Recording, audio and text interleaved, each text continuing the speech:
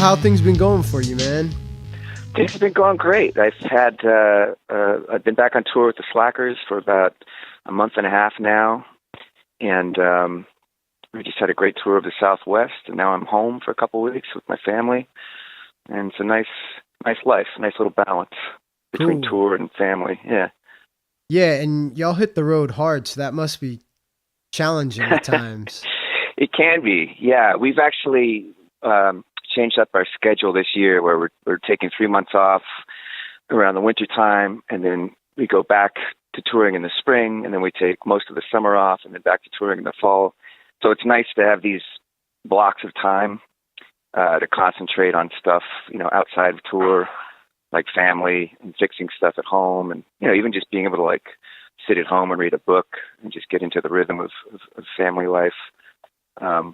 So I'm appreciating the new schedule, because prior to this, I guess for about the last 15 years, I've just been hitting like one tour after another, and having maybe a couple weeks in between tours, but it's been pretty hard work. It's good work and it's fun work, and I'm happy to be able to drum for a living, but it was pretty intense for 15 years, so it's nice to step back a little bit this year and go a little slower. Do you find yourself getting like restless when you're not doing a lot of shows? I do. It's the curse of the touring musician. Yeah. Is as you know, it's you're home for about 2 weeks, and then you're kind of rested and you're feeling good, and then you start getting antsy, especially right around 8 or 9 o'clock when you would ordinarily be preparing for a show. Mm-hmm. And yeah, so there's always this sort of feeling of in-betweenness. You're just not sure. You're never quite there. You're never quite at home. You're never quite on the road. You're always kind of yearning to be in one of those two places. So you kind of got to come to peace with that. And does your family ever join you on the road? No, they haven't thus far. It's just it would be too hard. But my kids are 8 and 12 now, and so they're just almost to an age where they would be able to do that, where maybe I could rent a car and, we could get our own hotel rooms and they could join me for a couple of days. But up until now, it's kind of been too intense with touring and with raising them to even think about bringing them on the road and having to look after them. What is coming up for you? I like to do some research on people and bands and everything before I talk. So you're headed back out to Europe this year too, right? Yeah, we'll be back in Europe in October. We'll be there for about a month. We're going to hit a lot of our usual spots, like really great spots for us, like London and Berlin. And I think we're getting to Spain for a few days, and just really all of Western Europe, most of Western Europe. Cool. And you've probably been there a lot now, huh? Yeah, between the Slackers and Leftover Crack, I've probably toured Europe 50 times. 50 times? Yeah. Wow. Yeah. If you do the math, I've been with those bands, let's say 15 to 20 years almost. At least 2 Europe tours per year, maybe 3. So yeah, it's probably around there. So do you kind of like know the flight now when you're in the air? You can tell about like what part I know of the, everything. What part of the ocean you're over? Yeah, you could kind of feel it, Wow. Like, oh, we're passing Iceland now. And, oh, I'm going to feel, you always have to take the red eye in to Europe. It's just kind of how it goes. So I'm really used to staying up all night because I just can't sleep on planes. And then getting there, we get a bus when we're in Europe. It's just a lot easier than having to get hotels every night, and it doesn't cost that much more. So I'll get there, I'll get on the bus, I'll get my 3 or 4 hour nap. Give me just enough energy to play the show that night. And then I'll try to stay up till about 1 or 2 so my sleep isn't all fucked up. And then I'll just crash out for like 12 hours. And I kind of adapt the next day, and I don't have jet lag, miraculously. But that's the way to do it. And being over there so many times now, you must have made a lot of friends. And yeah, it's great. When I first started touring over there, it must have been 2003, and I didn't know anybody, and it was kind of scary and confusing and hard to be away from home. But over the years, I've met so many nice people and developed so many great friendships that it makes touring and being away from home a lot easier. Do you I'd have? say some of my best friends are on the road now. Wow. Yeah. Yeah, it makes sense. I mean, that's such a large part of your life. Yeah, and you develop intense relationships with people, especially people who are a fan of what you do and are curious about your life. You know, they want to go deeper into your music, and so really, you know, a lot of the people I've become good friends with started out as fans, and it's just sort of developed and matured into a deeper relationship, which is great. We have such nice fans, you know, and the people who approach me, they aren't crazy. They're they're good people, fortunately. So it works out. Do you have a favorite place to go over there? I really love London. I really like places that have great bookstores, and London has great bookstores. Berlin is great. I think I mentioned before. But I mean, you know, I love playing New York. I love playing Chicago, LA, San Francisco. I love playing little towns like Toledo, you know, New Smyrna, Florida. Like, there's all sorts of places, big and small, just all over the world that can surprise you and just be a real delight, you know. And where haven't you been? I've never been to Alaska or Australia. Yeah, those are the two big ones. But I have been to South America a few times, Japan, Korea. Never been to China. They don't do many like tours in China, do they? Like rock bands from the U.S. No, I want to say the Bouncing Souls might have gotten over there a few years ago. I mean, it happens. Like bigger bands, I think, are able to do it. Right, like you know, like Linkin the 21 Park Pilots or variety of something. band. Yeah, exactly. Yeah. But you know, bands at our level, it would really take a lot of doing to get over there because you just, you know, you're not sure how much money you're going to make. It costs a lot to get over there. We don't really have any contacts over there yet. And that's the same reason we haven't done Australia, you know. It's always like, well, if you guys pay for the plane ticket and get yourselves over here, we'll take care of the rest. And it's an expensive plane ticket, so we haven't taken anyone up on that offer just yet. That surprises me. I think that y'all would do really well over there. I think we would. We just have to take the chance, you know.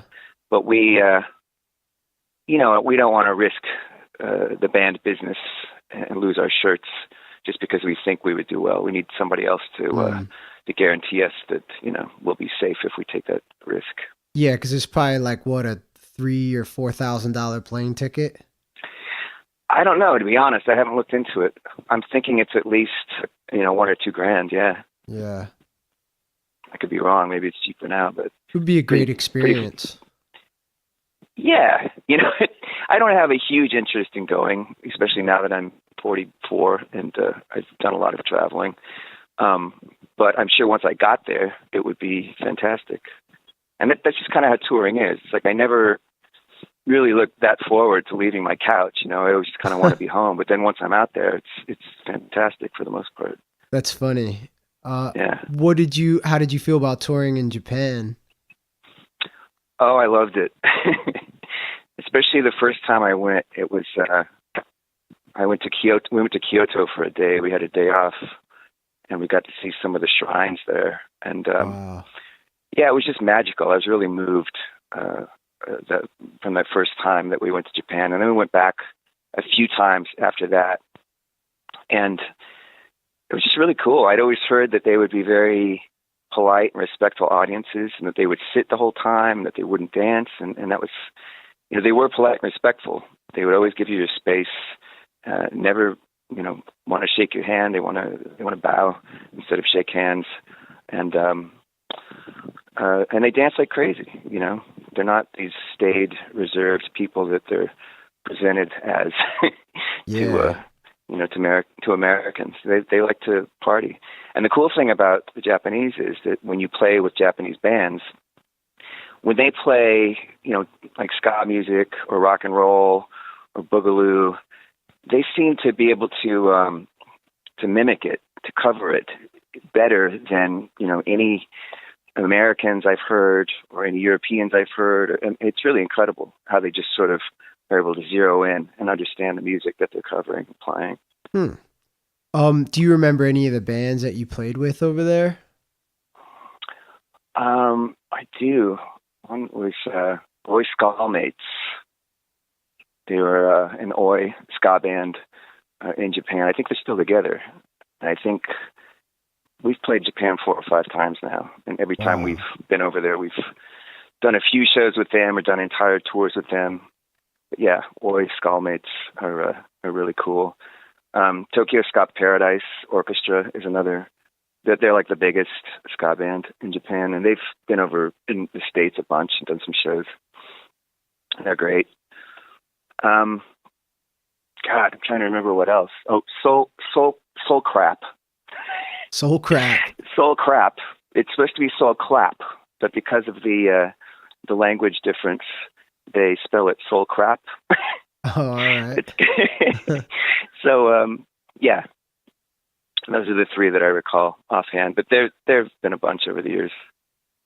Yeah, I did a podcast with Chris Murray a few months ago, and he had mentioned the Tokyo Ska Orchestra.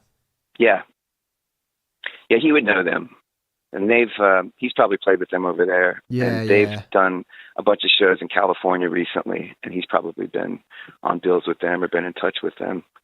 One of my favorite tours actually involved Chris Murray. It was in Brazil back in like 2004. Awesome. Slackers were on it, and yeah, he was on it, and it was our first time there for everybody, I believe. And it was just fun being in Brazil with that's amazing. Chris Murray. You know, you kind of take things out of context, and then you're like, you finish a tour and you're sitting on the beach in Rio having fresh fish and coffee, and you're just kind of like, wow, how'd this happen? You know, that's so it's cool. It feels like a real achievement when you all get to that spot together, you know. You guys are real good friends, like Slackers and Chris Murray do a lot together, don't y'all? Yeah, we do. We I wish we did more because we are good friends and we've known each other for upwards of 20 years. But like Marcus from the Slackers and me, we were Chris's backing band on a record he put out a few years ago. I can't remember the name of it. It might have been called Slackness or something like that. Oh, yeah, where he's got the tracksuit on and the gold chain. Exactly. Yeah, that's the one. That's a great album. Yeah, thanks. I really like it. I like the way it came out. And that was a fun session to do. And, you know, Chris is just a cool guy. Like, he's just one of those people where we just kind of pick up where we left off every time we see one another. So hopefully we'll do more in the future. Yeah, and the last time I saw you was actually at that Slackers and Mephistopheles show in Philadelphia, like that's where it was. 2-3 years ago now. Was it Mephistopheles? Yeah, it was a Christmas show. I'm trying to recall. Okay. I remember now. I remember it was a show, but I couldn't remember which one it was. Yeah, it was pretty random. Like, you were walking in with your drums. I was like, Ara! I was like, holy shit, I haven't seen this dude, like, probably... That's right. The last time before that was probably, like, 10 years or more. Yeah. And I probably, you know, I'm in my bubble. I'm in my zone with my gear. And, you know, it's one of those situations where I haven't seen you in 10 years, and I want, you know, there's so much to catch up on, but yeah, you're in a club and it's loud and you got to get to work, and it's like, so I'm totally glad fine that we're with talking that. here. Yeah. I'm totally fine with it. I don't like to bother people, you know, and yeah, I know you're respectful. You know how it goes. I appreciate that. I think like a simple like hey and a handshake is like suffices for the time, and we'll cross paths again, you know. I'm the same way. If I see like celebrities or musicians I've admired over the years, I usually don't go up to them, but when I do, it's a handshake and a, you know, thanks. Yeah. thanks for changing my life, you know, being there, be my hero. Yeah, and for sure. that's, well, you know, that's all you can do, right? That's enough. And now, like I said, I was doing some research on you, and I think this is where I got confused. I thought that you were on the West Coast, but you're from the West Coast. Is that right? Yeah, I'm from the West Coast. I grew up there in a place called Whittier, California, in Southern California, which is about like 20 miles southeast of Hollywood. And when I came to New York when I was 18, I went to NYU for college. Oh. That was my excuse to leave California. And then I met pretty much everybody in the Slackers and in other bands that I've been in, and that was that. And your first band in California was Das Booty? Yeah, well, there were a lot of first bands, but yeah, that was one of them. That was like a funk rock Chili Peppers clone band that I was in when I was about 15. Yeah, I actually found some of that stuff on YouTube. It's pretty wild, man. We were big Chili Peppers, Fishbone, Jane's Addiction, Thelonious Monster fans. That's what was happening in LA at the time. And, you know, as suburban kids, if any of their shows were happening, like all, you know, those bands would all be on bills together all the time, like every weekend. Wow. And that was the shit that we would go see. And we wanted to be those guys, you know. We would try to talk to like anybody from Fishbone or the Peppers that we could, you know, just to get some of the magic, just to hope that some of it would wear off, you know. Did you end up doing any shows with those guys during that time? I don't think that we were ever on bills with any of them. I can't recall. But a funny side note to that time is that the demo that Das Booty put out somehow got absorbed into all of these Red Hot Chili Peppers bootlegs and was mislabeled as a Chili Peppers demo from the 80s. So for years, you know, people were buying these Chili Peppers bootlegs, and our demo was on it because it was listed as being, you know, early Chili Peppers. So that was corrected a couple years ago. I think one of the guys who was in my band, but that'll give you an idea of how closely we mimicked their material. Yeah, those really early, super raw Chili Peppers albums. Yeah, I love that stuff. I thought, and Das Booty, you know, I mean, it's a silly name, and that was the whole point of it, really. But it was a good band, and it was good at what it did. And so, how young were you when you started playing drums? I was 9, and MTV was just sort of entering the markets. We were like a test market for MTV, and I would stay home from school. I'd pretend I was sick so I could watch MTV and play along with spoons on the floor to the videos that were happening. Because I'd never seen anything like it, and I just fell in love with music right around that time. So that's basically how I learned, was from watching drummers in videos on MTV. Wow. You didn't take lessons, or did you end up doing that? I ended up taking lessons about 2 years later when I was about 11, but only for a few months. And then I didn't have another lesson again until I was about 28. And I just sort of refined the stuff that I'd been teaching myself for, 20 years. And I kind of do that now. I'll go to drummers I admire and study them, ask them for tips and clues as to how to get better at it. And, I'm always just trying to refine what I do. Who are some of those drummers that you've reached out to? DJ Bonebreak from X is one of them. He's a big influence on my playing and on my outlook. He is really great at playing for the song. He doesn't show off. He's very tasteful, and all of those qualities are things that I sort of strive for. Yeah, playing in and service. Another guy is his name is Jim Pugliese. I had about 5 lessons with him when I was in my late 20s, and he's sort of an avant-garde New York guy. And he gave me a completely different angle from which to approach music in general.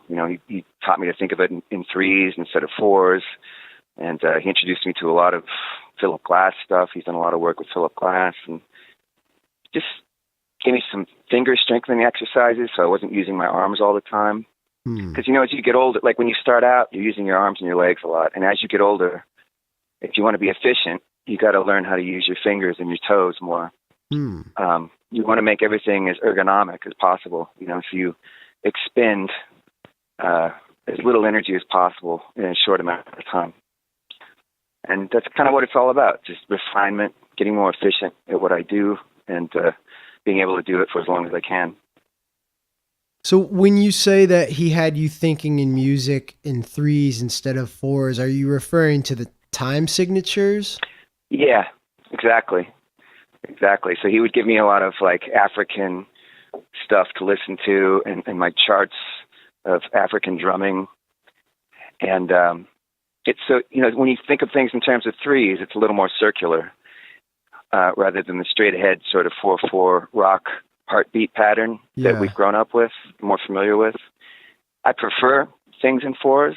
I think it's more natural, but to think in terms of threes, to think in a more circular fashion was an interesting challenge. And if I have to take a solo now with the slackers and everything is in 4/4 time, I'll do a lot of things in threes and, make it weird. It gives me sort of more confidence to play around within a basic time signature.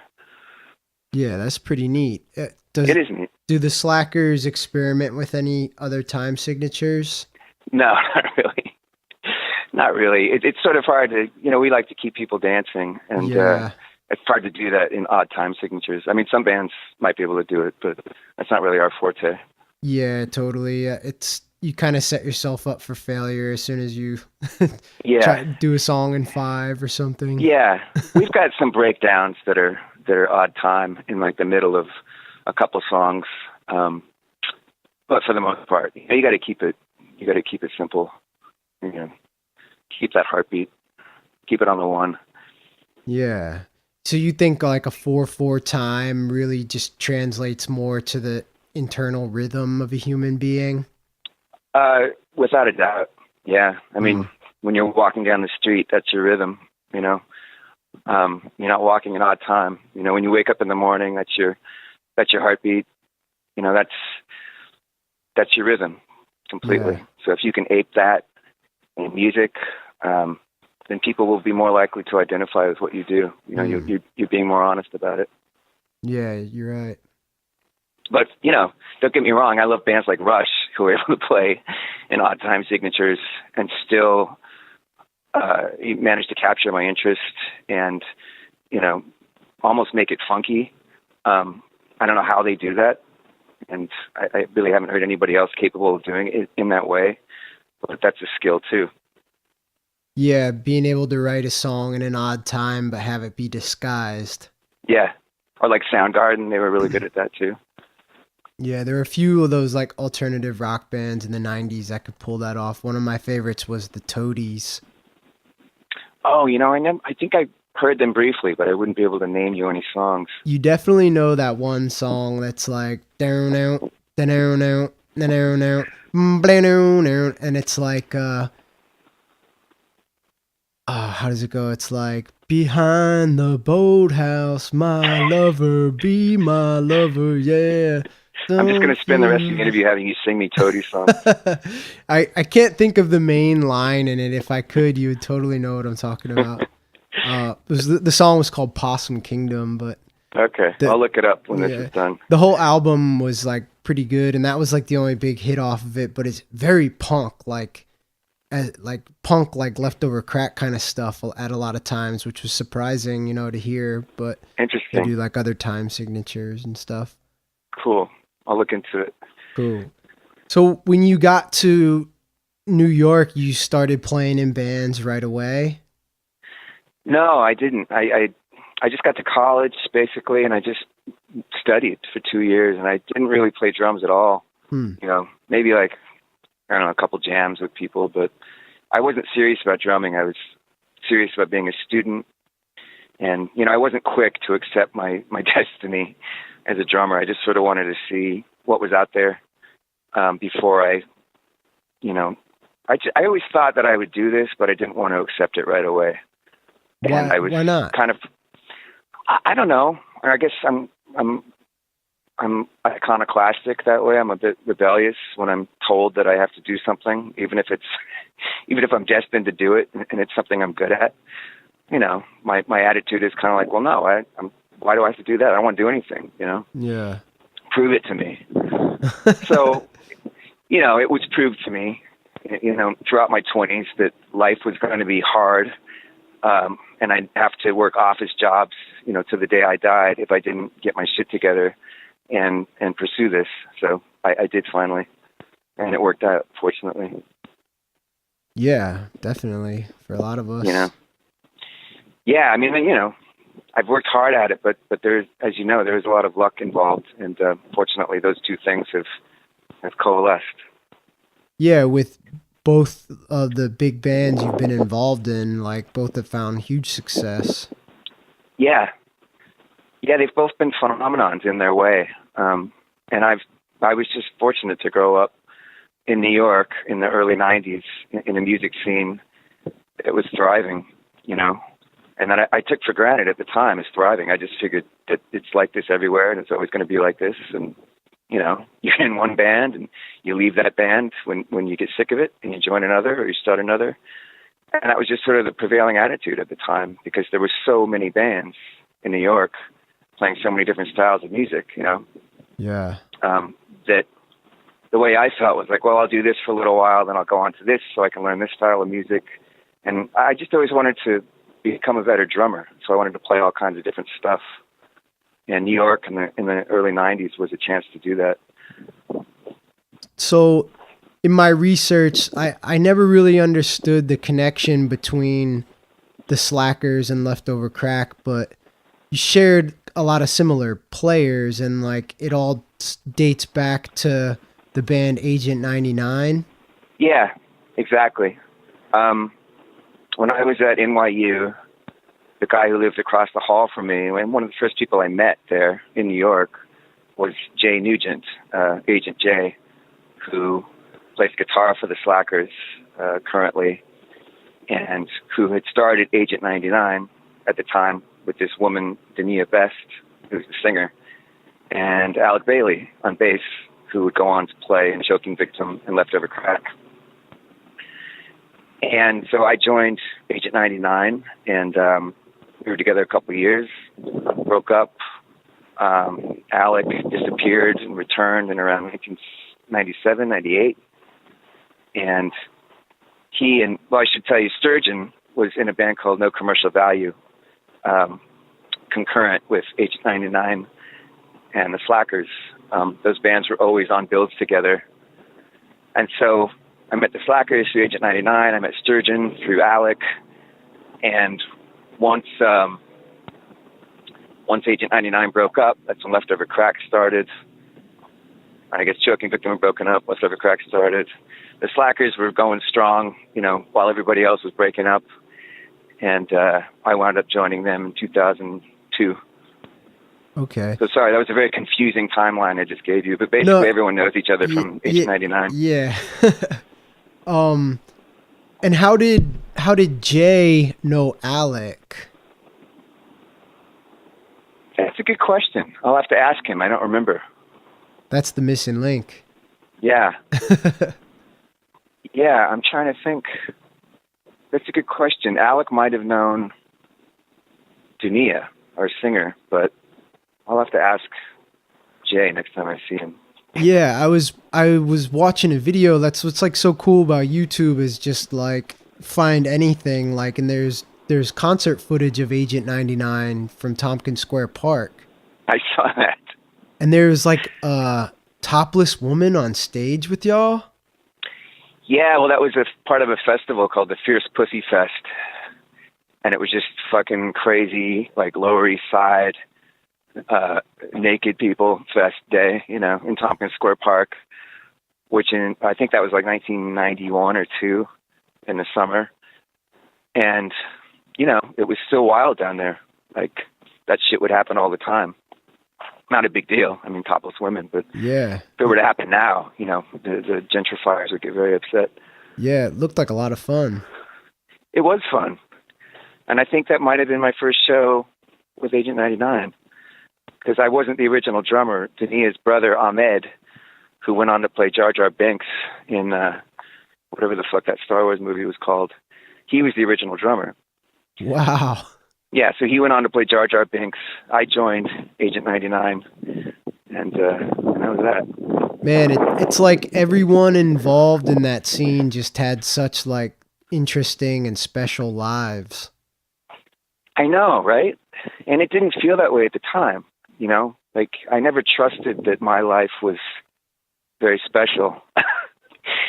I just never did. I've known people who have the confidence to in themselves to trust that, but I always just figured like, well, this is going to fall apart sooner or later. So why believe in it too heartily, you know?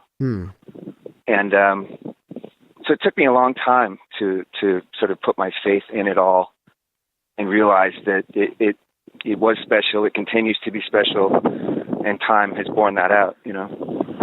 And there's never been any talks of reuniting Agent 99?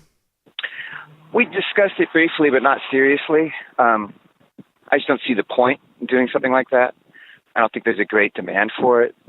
And our other bands are doing so well and are still so creative that I prefer to focus on that. I'm not one to look back for too long, you know? Yeah, that makes sense. And you can't recapture that band as it was in 1994, say, you know? You're just not you can't recapture yourself at that age. So I just see it as kind of pointless. Yeah, it was kind of like a time and a place. Yeah. So, but, you know, you never know. In between that band and Leftover Crack, what were you getting into? Because that was like a good 5 years between the end of marijuana. Agent. Yeah? Nice. Marijuana was a much different thing then than it is now. It was. It wasn't as good as it is now. No, I was kind of just bumming out, to be honest with you. Like waiting for my next gig. Still living in New York? Yeah. I lived on 13th Street.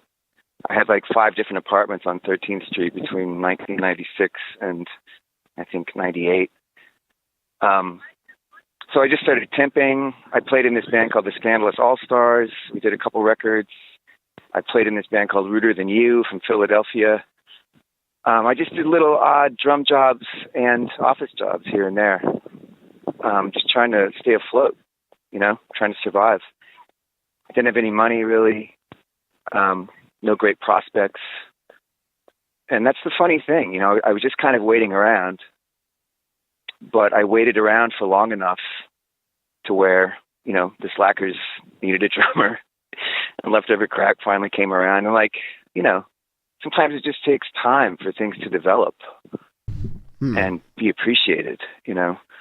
And anyway, it was revealed, you know, it's like, okay, now you go do this, you go play with these guys. Okay, now you have this opportunity. Don't fuck it up, you know? But basically in those years, I was just hanging out. Having fun in New York, getting high? Yeah, I wouldn't call it fun, but I mean, you know, some of it was fun. It's more fun now, you know? Yeah. It's no fun being, you know, scared and fucking drugged out in your late 20s, you know? Like I'm much happier now having achieved something and being sober in my mid-40s. So how did Leftover Crack come about?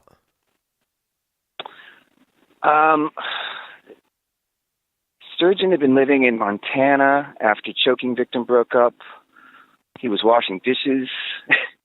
Alec was living on the West Coast, I think in somewhere in California, somewhere in Southern California. Sturgeon had written a bunch of songs, and he went down to see Alec, I believe, and they got a drummer, and they got Brad Logan, and that was kind of the first incarnation of Leftover Crack. And I think they got a demo together, or a 7-inch, and they played some shows. And then I got a letter from Sturgeon asking me if I'd be interested in joining, because he and Alec thought that I would be a good fit for the band, and they were considering moving back to New York. And I was a little wary at first, because, I don't know, I just didn't trust those guys. But I just kind of didn't trust anybody, you know, and I wanted to make sure that, like, what I put my time into was worthwhile. So I said yes, but on the conditions that they pay me per show. And so they came out and they're like, all right, you know, we agreed to a fee. I'm like, look, I'm a professional drummer. You got to pay me. And it was always a point of contention, you know, like Sturgeon would pay me and that was cool, but I'd be like, why can't you just be a band member, you know? And in retrospect, I wish I had just been a band member and not, you know, not been a dick about money, but that's, you know, that was me protecting myself because I wasn't sure what I was getting into. Yeah, it's pretty reasonable. You know, so anyway, that changed, and I just became a band member after a while. But yeah, at first I was a little cagey. And then that lineup of me, Sturgeon, and Alec was together for about a year, and then Ezra joined us, and he was with us while I was in the band for, that lineup was together about a year, and then I left in 2001, right after the towers fell. The political landscape was just too much. Yeah, I had worked in Tower 2 and known some people who died, and it was just kind of too much for me to wrap my head around, going on tour with Leftover Crack and getting behind all the stuff that Sturgeon was espousing, which he had every right to, and which in time I would come to agree with. But at the time, I just couldn't get my head around it, so I had to take a break from it. But then you ended up joining the band again? Yeah. After about 4 years, their drummer Brandon died, and I sent Sturgeon a message saying, how sorry I was. And we just started talking again. And it seemed like a nice opportunity for me to get in there and, make up for those initial years where I was being cagey about it. Just kind of go in and enjoy some success that the band was having, and also be a friend, to Sturgeon and Alec, who were really kind of shaken up by Brandon's death. So, yeah. And that was nice. I was with them from 2005 to 2012. Whoa, that long. Yeah. I mean, I wasn't able to make every tour, but I was there, and I'd be subbed for if I couldn't make a particular tour. And then in 2012, I just kind of had to make a choice between, family and band. And so now I just do the Slackers. Yeah, and you're not going to give up your Slackers gig. No, it's a great band, great guys, and things continue to go well there. And, I got tired of being on the road 8 months out of the year, so.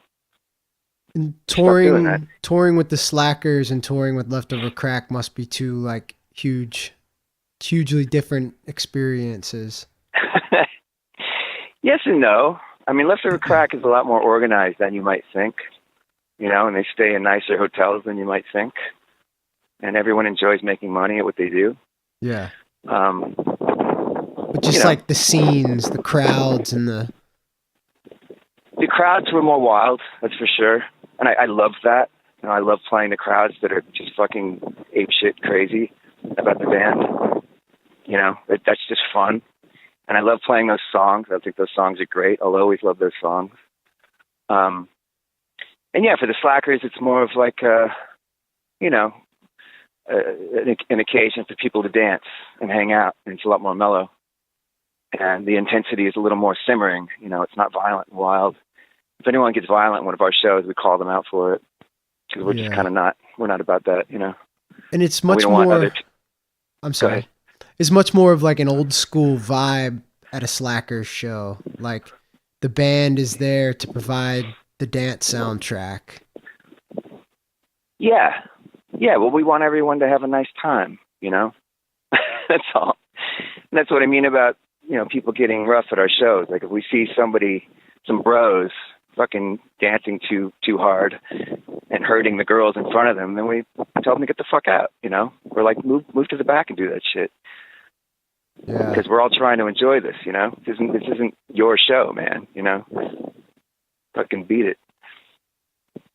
And I liked how, when I saw the Slackers, how Vic as the front man, but he still sets up in the traditional big band style, like he has his keyboard off stage left, or is it? Yeah. I always get that confused, stage right or stage left. But he's like facing the band. Yeah, it's interesting, right? Yeah, well, that's like an old school thing. It is. You're right. I've never thought of it as old school, but you're absolutely right about that. I really like it because I can make eye contact with him. The way that I face when I play drums, I'm facing Vic, exactly. I'm facing Vic and Jay on guitar. And so, it's nice to be able to see those guys, see their faces, see the way they move. And it actually helps my timing to play along with their movements and the way they kind of dance and move when they play. Huh. Yeah, and they're super energetic. Yeah. And they're just, everyone's in a groove together. It's nice that we don't all have our backs turned to one another. And who is the bass player of the Slackers? That's Marcus. Marcus Geard. He's such a peculiar guy. Yes, Marcus is a character. He's one of the most original human beings I know. Yeah, and he plays an electric bass, but he plays it like an upright. Yeah, he plays it on a stool. And I think that just happened by accident one day, where he was playing a show and his bass strap broke, and there was an extra drum stool like on the side of the stage or something, and so he used that to prop his bass up, and it just became a thing, Yeah. And that's kind of Marcus, like his accidents become these kind of great, these beautiful things. That's kind of his MO. Yeah, it's like an great iconic bass player, great guy. He's been, one of my right hand guys essentially for 20, 25 years now. Wow. We've always played great together. And how much of the original Slackers lineup remains? Really just Marcus and Vic. And then Dave and Glenn came in the early 90s. I think the Slackers had started in the late 80s or 1990, somewhere around there. Wow. Dave and Glenn came after. And then there were a few other guys in and out. And then Jay and I got in there at about 2003 or 4. And it's been the 6 of us ever since. And Jay brought you in, or how did you end up getting in with those guys? Well, I'd always known them. I always known Vic really well in particular. And I'd been in another band with Vic and Marcus called Sick and Mad, which is like a punk hardcore band, ska band. And Jay had done a couple of isolated tours with them over the years, but he was in King Django for the most part. I think he was in the King Django band for like 10 years. And then after I joined the Slackers, they started needing a guitarist, and I started lobbying heavily for Jay because, he's my guy. He's my other guy. And it just became a very obvious choice after a while. And when the 6 of us started playing together, it was obviously very special. And fortunately, we've been able to keep that lineup together for a long time. Yeah, and Slackers is arguably like not the biggest ska band in the world now, probably, right? I guess, probably one of them, yeah. There's Hepcat. The Specials are still probably the biggest. They still get all the huge shows. Do they play still? Oh, yeah. Yeah, they reunited a few years ago, and they started touring again. How do you feel about, I know we talked about reunions for your own self, not really looking in the past too much, but when you see these bands reuniting now, what's your take on that? Sorry. I'm ordinarily not a fan of it. I prefer to keep the past, but who's to say? I really have to put myself in their shoes. I'm really glad the Specials reunited. We got to open for them in Leeds a few years ago. Oh, cool. And to open for the Specials in front of, and it was like 5,000 to 10,000 people on like a British bank holiday outdoors. And it was amazing, to get to we got to sit on the stage. It was most of the original guys in the band. And that was fucking cool. It was one of the coolest things I've ever experienced. But, like the Police, not interested in seeing the reunited version of the Police. I hope the Clash never do anything silly like reunite. All those fucking Zeppelin reunions with Jason Bonham have been terrible. Just a lot of it is mostly terrible. And like if Fugazi were ever to reunite, for instance, it would just blow my mind. I hope that never happens. Yeah. Well, people ask me a lot, about No Cash reuniting, and I always felt like the strength was in not reuniting. I totally agree. I think it increases the value of what you've done. And like I take that from Operation Ivy. Like I always thought that was just the coolest thing ever. That those guys were like, "Now we're done," and then yeah, and that was it. yeah, Totally. Well, that's what I loved about the Clash. I think Paul Simonon said it. He's like, we were together for 5 years. We spoke our piece, and that was it. And we walked away. And yeah, I really think that's how it should be. Go start another band. Did you ever meet Joe Strummer? No, I just missed it, and I'm still heartbroken about that. Because the Slackers had been on shows with him like the year before I joined, and I think Sturgeon had met him. It was right around that time that Hellcat was starting. Yeah, and he was on it, so I missed it. No, I'm still sad about that. Well, because there's that Give 'Em the Boot comp that has like both your bands, Leftover Crack, Slackers, and Joe Strummer on it. Yeah. There's a couple of those comps, but the first one is really a classic. It's one of my favorite records. And it's got that great Silencers track on it. Oh, it's Vic and Tim Armstrong. Yeah. That's like one of my all-time favorite songs. I'm glad that you brought that up because that's one of my all-time favorite songs as well. Oh, is it? Yeah. I love That's a great one. I love that song, man. Since I was in when that comp came out, by the way, like it just changed punk music forever. It did. Absolutely. It was a huge landmark. And there were 3 songs that really stood out to me on that. And actually they were Watch This, the Slackers song. Yeah. Infested, obviously, the Choking Victim song. And Policemen, the Silencers. And that was so confusing to me. I was like, wait a minute, this is Rancid, but like... But then, but nothing ever came. And then I kind of, upon doing the research and reading the liner notes, I find that, wait, so this is basically Slackers and Rancid together? Yeah. But Vic wrote the song. Vic, and I think Josh Freese played drums. And I think Vic wrote the song, and he still plays it to this day, like at his solo shows. The Slackers have tried to play it a couple times, but it doesn't come off like the way that it needs to. It's so eerie. And we have other songs kind of like that, so we'll just play our own songs. But yeah, those 3 songs you pointed out are the best songs on the record, and some of my favorite tracks overall. Yeah, I would love to pick Vic's brain about that song, like just ask him more about the lyrics, and it just paints such a dark, eerie picture. And well, I'll give you email and he could be on your next show. Oh yeah, that would be amazing.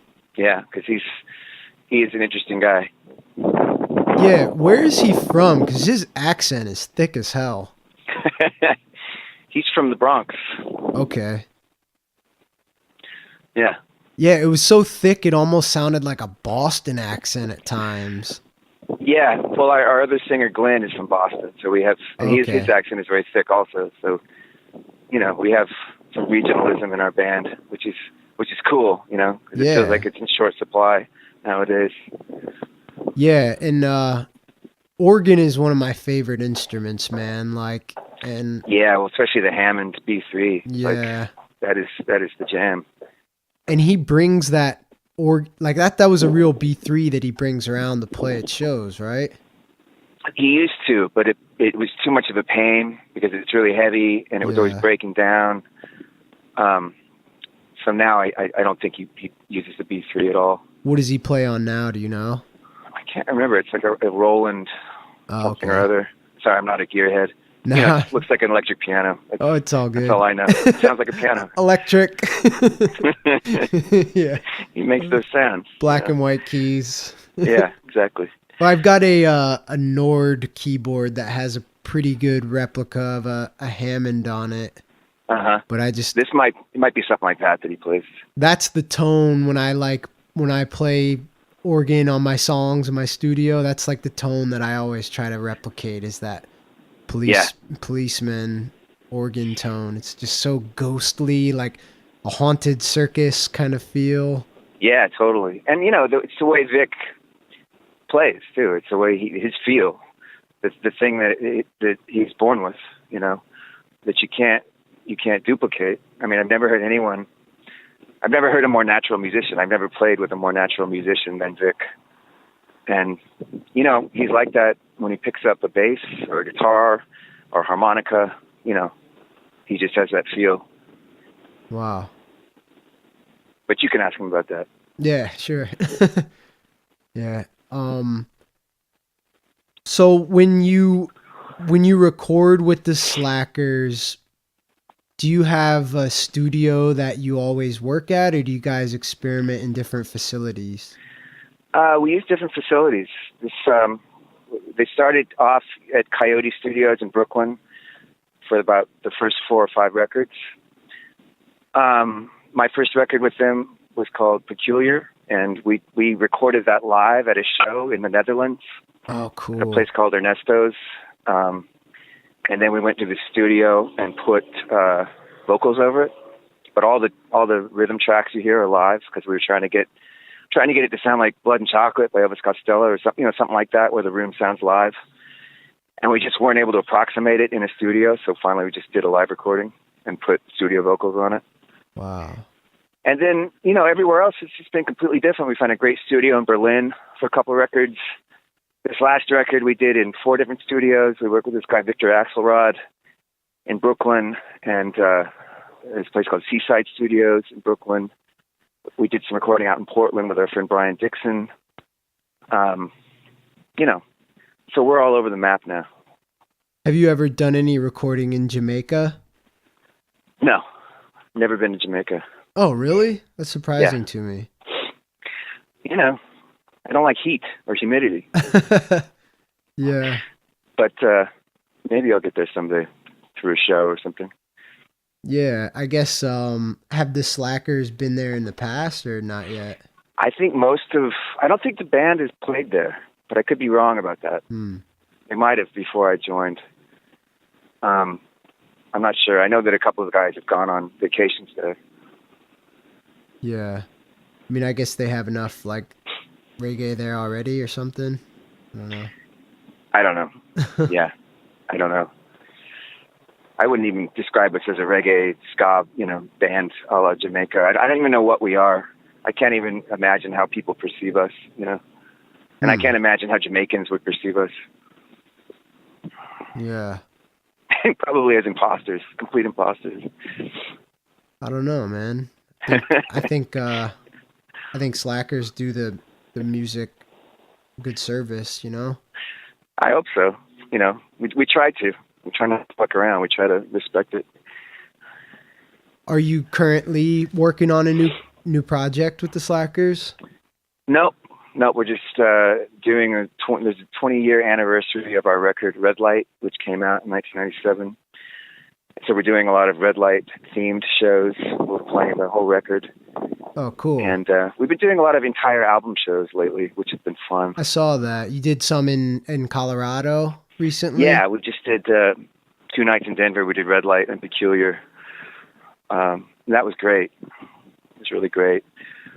Yeah. And we just, we toured a lot last year on this new record that we had made, a self-titled new record. And so this year we just decided we were going to take it easier on ourselves and play some hits, Yeah. And the Red Light album, that's the one with Watch This on it, right? Yeah, exactly. Probably my favorite Slackers record. Is that the same cut that made it onto the comp, or is it a different version of it? I'm not sure, actually. I think it's the same, but I'd have to go back and listen to it. I think somewhere along the lines I remember hearing a slightly different mix of that song. That's possible, yeah. It's possible. That was the song, though, when I heard it on that comp, it got me to take notice of the Slackers, because I hadn't heard them in about 5 years once Agent 99 had broken up. I just, I drifted. I didn't stay in touch with them. And then I heard that song, and I was kind of amazed by how much their sound and their songwriting had grown, Yeah. And then it occurred to me that they were serious, that they were going to do it. And they were lucky to have a early slot number on the comp too. I think it was the 3rd or 4th track. Yeah, I know, right? That was a great slot. Well, I think Tim Armstrong in particular really loved the band. Yeah. And he's done so much to put us out there over the years. We're grateful to him for that. That's major. And are you still on? Is that still your label, Hellcat? Technically, no. We haven't done a record with them since 2008, the Great Rock City Swindle. But we would do a record with them if asked or if it worked out. And the other stuff has been independently released, or you have another label? Yeah, independently released for the most part. We have different labels, throughout the world that distribute our stuff. But I think the last couple we have put out on our own because it just made more sense economically. Have you had many personal interactions with Tim Armstrong? Yes, I have. He's a very nice guy. He's a real gentleman, actually. Oh, cool. Yeah. Yeah, I'm a huge Rancid fan, so when that kind of falling out happened between the Leftover Crack scene and the Rancid scene, that was weird for me, It was weird for me because I started playing with the Slackers shortly after that, and that's when I first met Tim. And when he heard that I was in Leftover Crack, he instantly disliked me. Oh, and really? so I had to have a talk with him and be like, look, I'm okay, we're okay, everything's fine.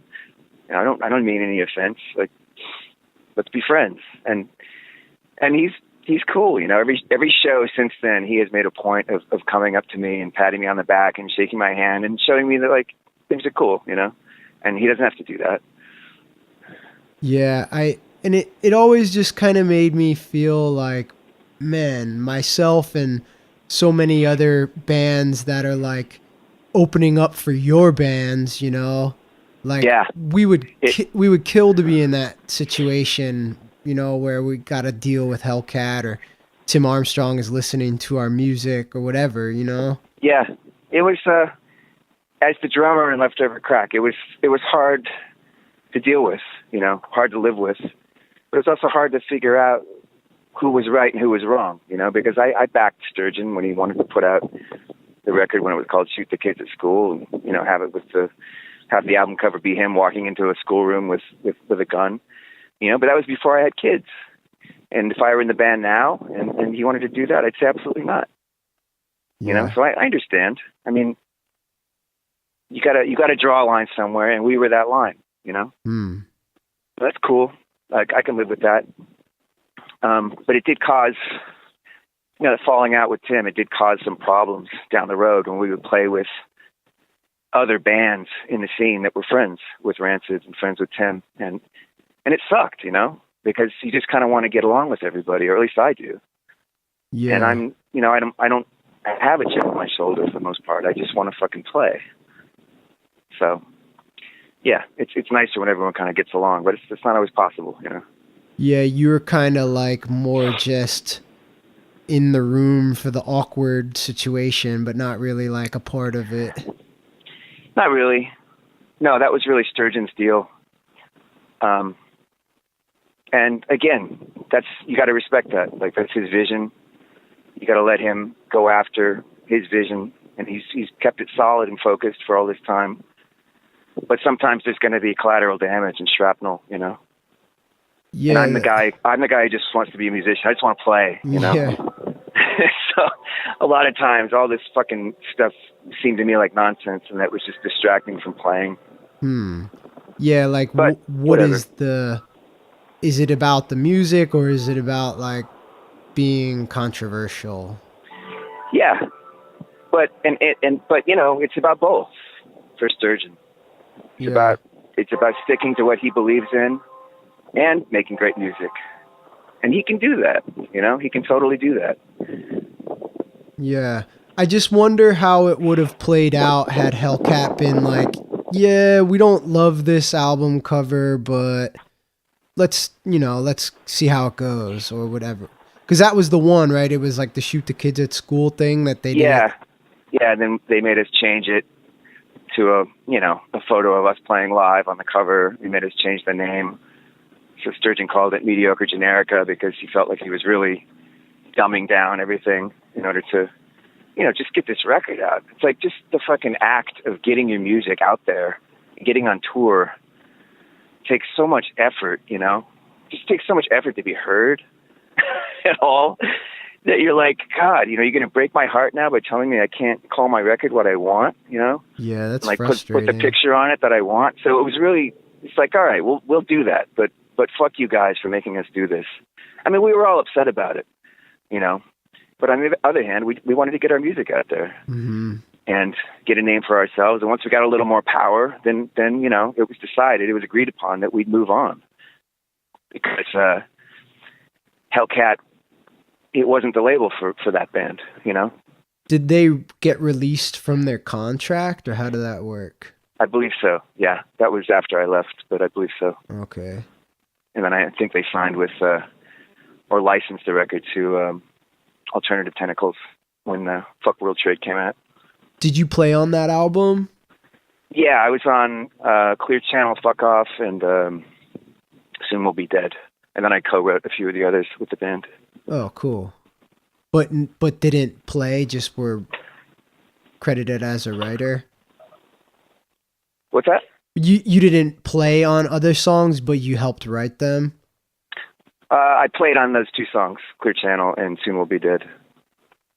I'm actually on the back cover of that album. I'm in the crowd of that concert shot. Yeah. That's funny. Yeah. I think my picture, we took all these death photos, and I can't remember if my photo of getting killed with a hammer is in there, but anyway, it's out there in the world somewhere. I think I remember those. It was like somebody was like hanged and somebody was like... Yeah. Again, I wasn't really, you know, I didn't really approve of it. I just wanted to play music, but in retrospect, I think it's all kind of cool. Yeah, and it's what made the band like what it is, you know? Like, had they just been playing MXPX punk rock, like, would they have emerged from... No, you know? They wouldn't have.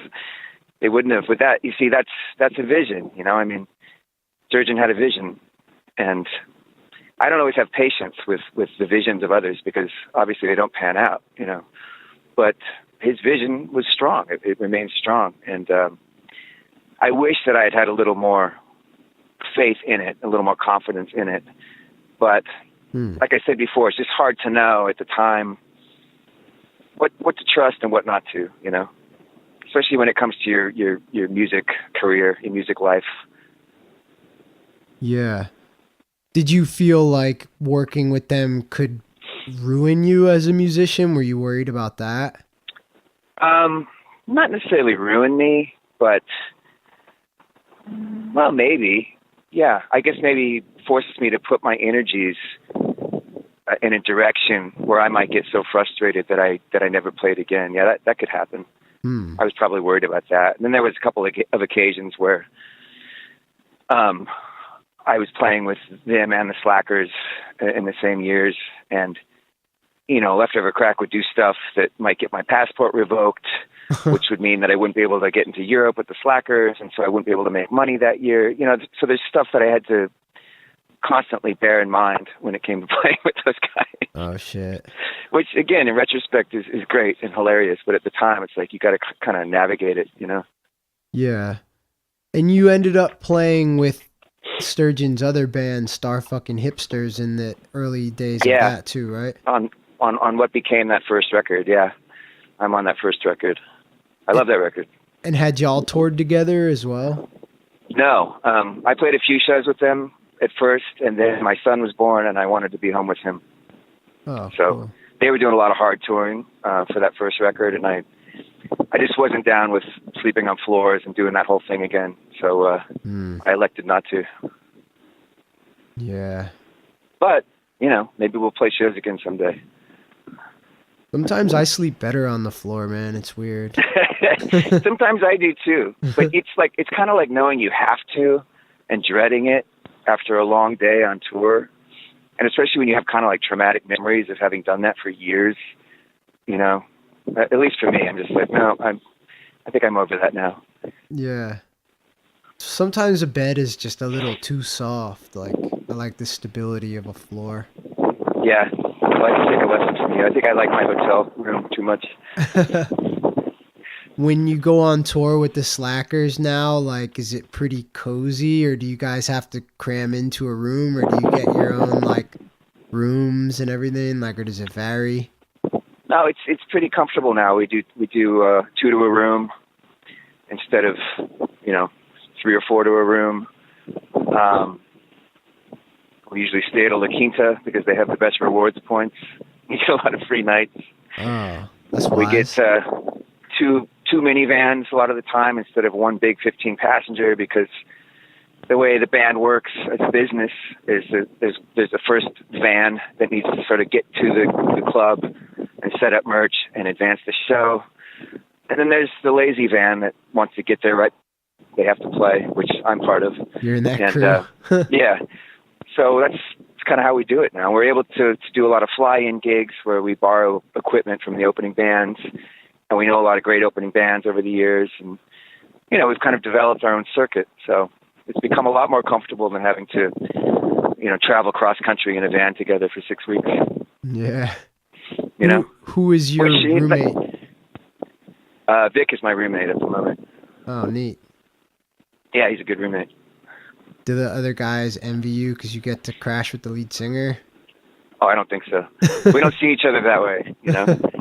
We see each other as old, hypocritical slobs. There's no star power with your friends. How do you like stay sane on the road? What do you do like in the day or where you're waiting to play? I read a lot.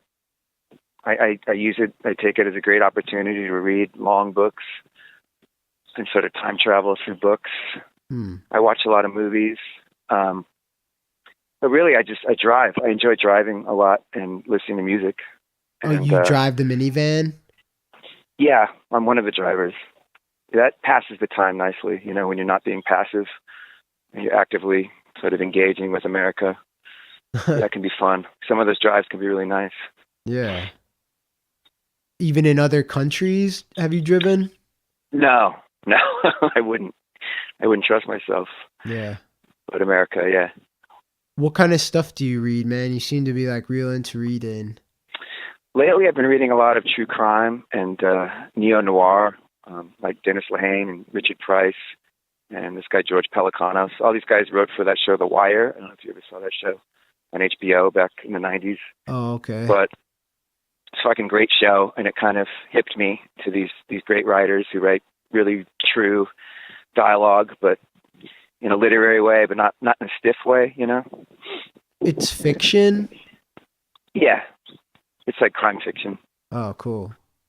So that's what I'm into right now. But I mean, I'm a big literature fan, and, I say literature and crime are my two. And if you can marry the two, then, that's what I love. Yeah.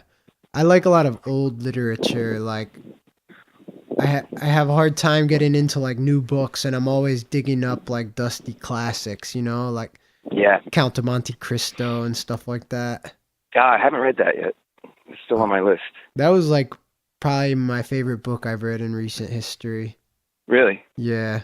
And I've started Three Musketeers, which is by the same author, Alexander Dumas, but I haven't been able to read while I've been sick, man. So I've just been like... Oh, you must be really sick. Yeah, it just like hurts my eyes, you know what I mean? Ugh, that's the worst. Yeah, so... That is the worst feeling. Just been like watching Simpsons for a week. Yeah, listening to music. Hey, I got a question, man. And while I've been sick, and this is like the first time I've ever watched this movie, and I can't believe I've never seen it until now. This is Spinal Tap. This is your first time seeing it? That was my first time seeing it, like yesterday. Oh my God. What's your question? Have you seen it? Oh, of course. I've lived it. Yeah, I was going to say. I mean, it's too real now, Yeah. I think I saw it when I was 15 or so, and it was hilarious. And now it's just sad. It's like, yeah, that's what we are. That's what we do. We get lost backstage. We can't find the right door. The bass player gets trapped in his pod. Like all that shit happens. All of it happens, and it's no longer funny. Now it's just kind of like the documentary of the Slackers' life together. Totally, yeah. And I haven't toured like on as big of a level as you guys have, but I still found so much of it to be so relatable. Yeah, it's great. I mean, and if you love being a musician, you know, if you love the life of a touring musician, then it's a great way to sort of embrace it, you know, like just watching that movie and being like, yep, that's it, you know, and just being able to laugh at yourself. Yeah. And there was one scene in there where they were like toward the end when the manager quits Yeah, and Artie Fufkin. yeah, and they're having the argument and Kick my ass. and Nigel is just like sitting there with his head in his hands. Yeah. It just like transported me to a band fight like that. I was like, I've been in this, you know, and I Oh yeah. part of the argument or just like there with my head in my hands, like what is going on right now, or you know. Yeah. I mean, I feel like I've been in every situation described in that movie, you know, Yeah. especially as a drummer. Like the band's always, you know, the drummer explodes, or, you know, the drummer dies in a, you know, freak accident, or, you know, Yeah. like every band I've been in, like, you know, the guys have been able to remain except for the drummers. You know, it's something that separates the drummers from everybody else. It's funny. What's with that? Yeah. That part actually made me crack up when he's like, it was one of those things. He's like, authorities said it was better left unsolved. Yeah. Most times it is. That's the case. But Slackers must get along pretty famously to have been doing it as long as y'all have. We do. I mean, there's a lot of water under the bridge. There's been a lot of arguments over the years. There's a lot of shit that, you know, bothers us about each other. But there's a pretty deep love at the bottom of it all, and there's a great sense of mission. You know, like, all right, I can get along with this guy because we're on a good mission. You know, and we're gonna do good things. We just got to keep our shit together, not fight over, or not let petty trivialities get to us. You know. Yeah, it's really tough. Yeah, it's the toughest thing. I mean, I've wanted to quit a million times, you know, every band I've been in.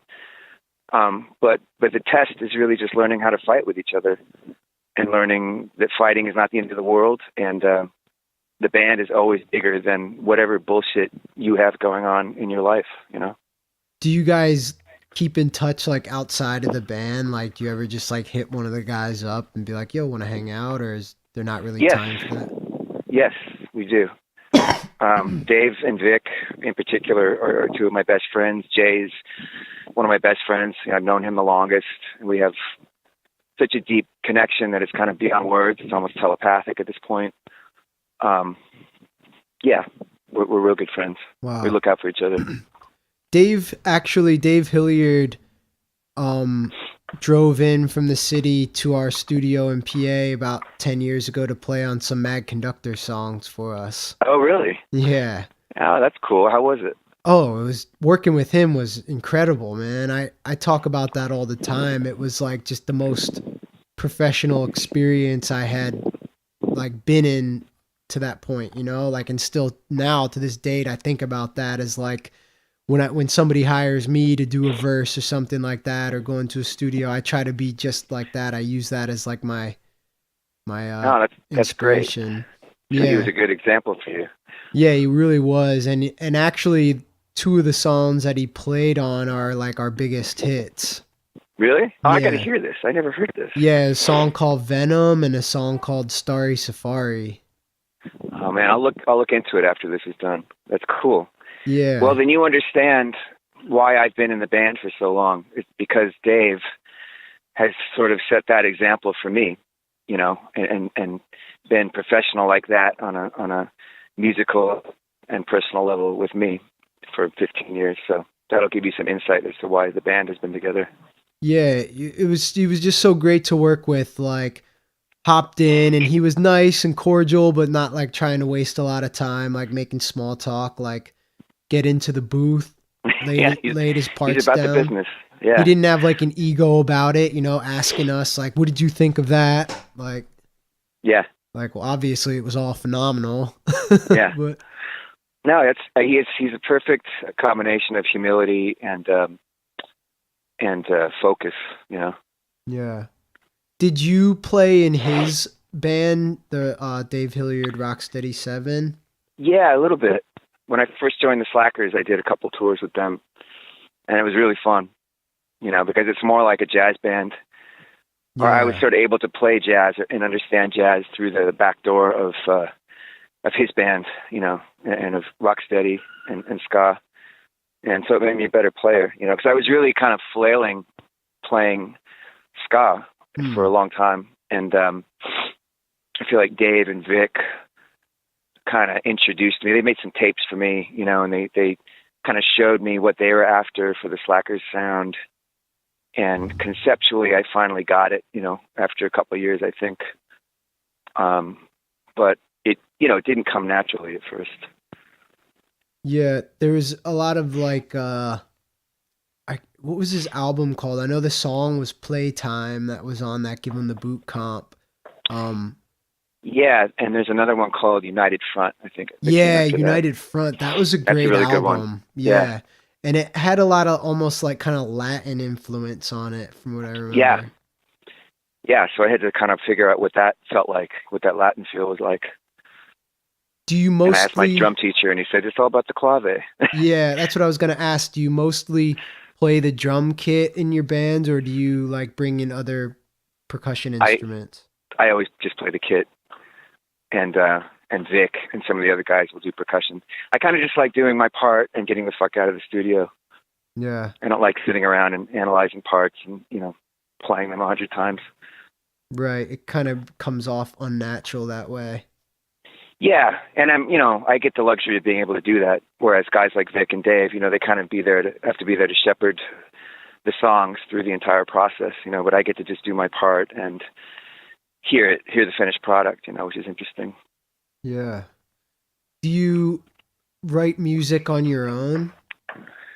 No, I go through like little bursts for the most part. Like I wrote a song for the Slackers called Mr. Tragedy back in like 2008. And around that time, I wrote like probably another 9 or 10 songs. And then after that, I didn't write any. I just kind of lose interest and go on to other things because I'm mostly just interested in playing the drums, Sure. Do you play other instruments to write on then? Like, do you play guitar? I can play piano. Oh, cool. Yeah. And so when I write, I'll just sort of, I'll pick out, a melody on the piano or on a little, Casio keyboard.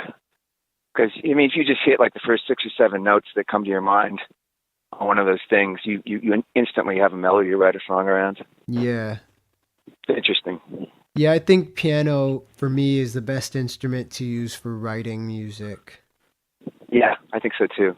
It's just like, I know Vic writes on guitar mostly. I think Sturgeon writes on guitar mostly, but yeah. It makes sense that Leftover Crack would write on guitar, but that surprises me to hear that Vic would. Yeah, I think he's done most of his writing on guitar, but you'd have to ask him. Yeah, because I struggle to play piano, but just the way that it's laid out, it's like my left hand is the bass player, my right hand is playing the melodies. Yeah. And for me, it's unnatural because I always feel like my right side is the bass side and the left side is the treble side. Oh, right. Like the high and the low. So it feels, the opposite to me. But being a drummer must be like a great exercise for your brain, like just having that coordination between the 4 limbs and being able to move independently from one another. Yeah. For me, it's a great exercise in concentration. Yeah. I feel like when I've concentrated on a set for 2 hours, I just feel like I have more clarity and that my brain is more disciplined. My body's more disciplined. It's really the concentration that is good for me. Yeah, and they say that things like that are good for like fighting conditions like Alzheimer's and. That makes sense. I think that's why you see a lot of old musicians or guys who you would expect to be dead by now. Yeah. Yeah, especially with all the drugs mixed in. Yeah, but they're engaged, mentally and physically with creating, and there's something to that, Yeah. You made a Facebook post recently, and by the way, we just became friends on Facebook recently, and your posts are great, man. Thank you. Like you're always just writing like such like positive and uplifting stuff, and I'm like, how have I not been friends with this dude Oh, until I'm just glad. now? But Thanks. you had said something that you were writing one morning. What do you write? Were you working on a book or? I wrote a book a couple years ago about touring and family, and I elected not to publish it because I thought it was too personal. Hmm. So a lot of my quote unquote writing kind of winds up as Facebook posts, Hmm. and it's, for better or worse, it's sort of instant gratification. Having 30 or 40 people there who are made happy by it, and I don't really feel any great desire anymore to go out and get something published. But that attitude might change someday. Yeah. Oh, you're being modest, man. Your posts get like hundreds of likes on them, man. No, thanks. Sometimes Yeah. if they're good. Yeah, they are. It's cool. Just like a few, like I was scrolling back pretty far, man, creeping on you. But Yeah. I read one where you you had taken your son to New York City into the park, and you met an old man, and you told him that you were how did this go? You were like, you said that you remembered being in that park 25 years ago or something, wondering what you were going to do with your life. And he said, like, well, what are you doing now? And how did that story go? Do you remember? I don't remember exactly. I'd have to go back and find it. Yeah. Well, just but, the stuff like that, man, it was like so nice to hear. I think the end of the story was like, man, I'm still wondering, what am I going to do with my life? Like, but in a positive way, like life is always a journey ongoing. I guess that's the thing. When I write that stuff down, now it feels like it's come full circle to me now that I've had kids and had a little bit of success. Can you hear me? I got a lawnmower in the background. Yeah, you're good. And, things worked out for the most part. So, if I'd written these things 20 years ago, they'd probably be a little darker. But, I feel good about things. I feel good about life. I feel like things can work out if you stick around, Yeah. See, I've got two ideas now for you. Like, maybe putting together like your little short stories of your Facebook post together in kind of like a little coffee table book would be cool. Yeah, I could do something like that. And then I was going to ask if you could write a book about touring, and then you said you did, but it was too personal. And that's something that I've been like struggling with now. I have this podcast. It's like there's such a fine line between like talking about my personal life, and it's like, well, shit, a lot of my personal life is incriminating. So like, right. That's sort of where I'm at. It's like, how much do I want to reveal to the wider world? Because even just the friends that I let read that book would come up to me and, recount the stories to me. And I kind of didn't like that, I'd be like, well, I don't know. I don't know if I want everyone knowing my business. Yeah. I wonder, what if you like flipped it into kind of a loosely based fiction book, would like change the names and slightly edit the stories and something like that? I could do that, but I got to have the interest and the energy to do it. Right now I just don't. Yeah, that'd be a lot of work for sure. Yeah. So, but maybe someday. What's coming up for you in the near future then? So you're going to take the summer off with the Slackers? That's pretty unusual for a band. Yeah, we're going to take July, August, and September off. We're working until the 23rd. Next we have Possum Fest, and we have some shows around that in upstate New York, and maybe just upstate. And I'm not sure if we have another Canada show, but the week after that we go to Punk Rock Bowling, and we're doing a couple shows with Hepcat around there. And then we have Asbury Park, I think, June 2nd. And we're doing a New York boat show on the 23rd of June. Oh, those are so fun, man. Yeah. Who was on that Boston bill? One, do you the know? Week before that. I think it's just us. Wow. Yeah. Mad Conductor played one of those, and then I went and saw Mephistopheles on one, and it was just like, they're like one of my favorite bands, by the way. Oh, really? Yeah. That's cool. They're good guys. Yeah. Good band. But those boat shows, it's the one that like leaves from South Street Seaport and um goes by the Statue of Liberty. Yeah, exactly. It's a really nice ride. Yeah. Yeah, it was so fun. And just like Yeah. the energy on the boat and everybody's drinking, but the boat's like swaying, so everybody Yeah, feels like extra it's wild. drunk. Everyone and gets a rowdy. little crazy. The vibe gets really crazy. Well, if you ever want to go, just let me know. Oh yeah, definitely, man. That's actually 3 days before my birthday, so Okay, let me know. I'll put you on the list. oh wow, that would be amazing, man. Of course. Yeah, open waters, anything can happen out there, man. Yeah, we had a guy jump overboard a couple of years ago, and it really fucked everything up for us trying to get a boat the next year because everyone was afraid to hire us. So, it worked out eventually, but don't jump in the water. Don't get any crazy ideas. I have no interest in swimming in that water, man. Good. So see, you're smart. Not at all. Right on, man. Well, thanks a lot for taking the time to talk to me, man. Oh, it's my pleasure. Thanks for calling me. Yeah, it's been great catching up, and I'm glad we reconnected after all this time. Me too. And stay in touch. And let's continue this. Yeah, for sure. I'm in between players now, but I'm working with some guys trying to get back into doing shows, and I'll have to book slackers over in my area, man. I don't know. Have y'all done any shows in the Lehigh Valley in Pennsylvania? I think we have. I can't remember exactly where, but I want to say we have. Yeah, it's been a while if you have. Yeah.